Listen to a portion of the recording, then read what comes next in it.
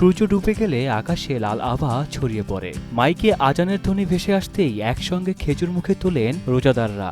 সমুদ্রের গর্জন, মৃদু বাতাস আর মানুষের মিলন মেলায় কক্সবাজার সমুদ্র সৈকতে এক অন্যরকম অনুভূতি।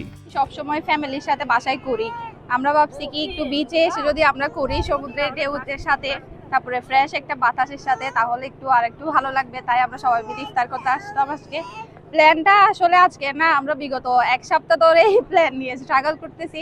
আজকে ফাইনালি আমাদের প্ল্যানটা সাকসেস হয়েছে আর আমরা আসছি ইফতার করতে, অনেক ভালো লাগতেছে। লালদিঘি পারে হাজি কাচ্চিগর থেকে কাচ্চি নিছি, তারপর সিজল থেকে দই নিছি। আজকে আমাদের ফার্স্ট ইফতার পার্টিটা।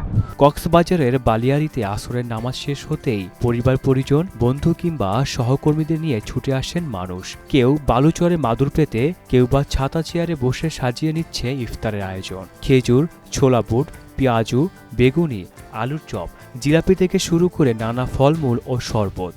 খোলা আকাশের নিচে ঢেউয়ের শব্দে আজানের ধ্বনি আসতেই রোজাদারদের চোখে মুখে ফুটে ওঠে প্রশান্তির ছাপ। প্রতিবারের মতোই প্রতি রমজানে আমরা পরিবার থেকে আসি, পরিবার পরিজন নিয়ে ভালো লাগে। এত সুন্দর একটা মনোরম পরিবেশে যেটা সানসেট দেখা যায়, এবং এই পরিবেশটা আসলে সত্যি খুবই এক্সপেক্টেড একটা পরিবেশ।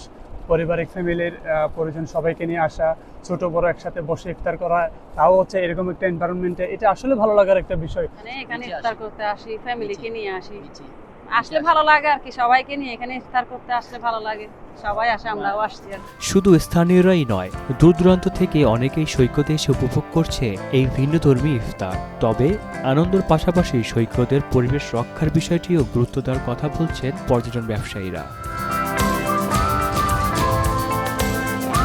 আহসানুল হৃদয়, মোহনা অনলাইন।